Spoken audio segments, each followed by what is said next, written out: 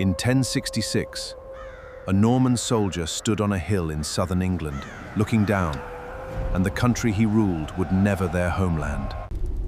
This is the story of that country. Somehow, one that forged its own identity from the wreckage each time. This is the history of England. Before it had a name, the island was Celtic. Tribes farmed the valleys, buried their dead in great earthen mounds, and worshipped gods whose names have long been lost. Then, in 43 AD, ships arrived from the south. The Roman Empire had come to claim Britain. For the tribes who resisted, the cost was brutal. The Romans crushed uprisings, most famously the revolt of Queen Boudicca, who burned Roman settlements to the ground before being defeated. But resistance faded, and Roman Britain settled. Into nearly 4 centuries of order, cities rose, Londinium, which we now call London. But empires do not last forever. Rome itself was under siege from all directions, undefended and uncertain. Into this vacuum came new settlers, Angles, Saxons and Jutes, seafaring peoples from what is now Germany and Denmark.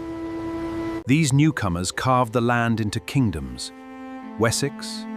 It was from their language that the island took its name, England. Then, in the late 8th century, a new and terrifying threat appeared on the horizon. Longships with dragon-carved prows sailing out of the north. The Vikings had arrived. Standing against this king who would become a legend, Alfred refused to give up. He hid in the marshes of Somerset, regrouping his forces. In turn, he won a decisive victory at the Battle of Edington in 878, forcing the Viking leader Guthrum to accept peace and, remarkably, to convert to Christianity. Alfred did more than win battles. He translated great books into English so people could read them. He built fortified towns. History remembers him as Alfred the Great. Just 3 days later, word reached Harold. William had landed. Exhausted, Harold turned his army around, and he marched them south. William marched to London and was crowned King of England on Christmas Day, 1066. He became known to history as William the Conqueror. In January 1066, King Edward the Confessor died without a clear heir. Who will he name as heir? 3 men believed the crown was theirs. In September, Harald Hardrada's Norwegian army landed in the north. Harold marched his forces nearly 200 miles and crushed the Norwegian invaders at the Battle of Stamford Bridge. On October 14th, 1066, the 2 armies clashed. Then, according to the most famous account, without their king, the English army broke. A new French-speaking aristocracy replaced the old English almost overnight. Castles sprang up across the symbols of conquest and control. England would never be the same. In 1215, a group of rebellious barons forced King John to sign a document at Runnymede, the Magna Carta. It planted a radical idea that in 1348 arrived from across the sea.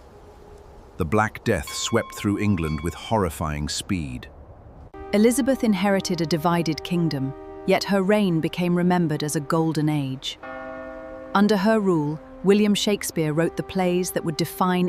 In the mid-1400s, the House of York and the House of Lancaster tore the country apart.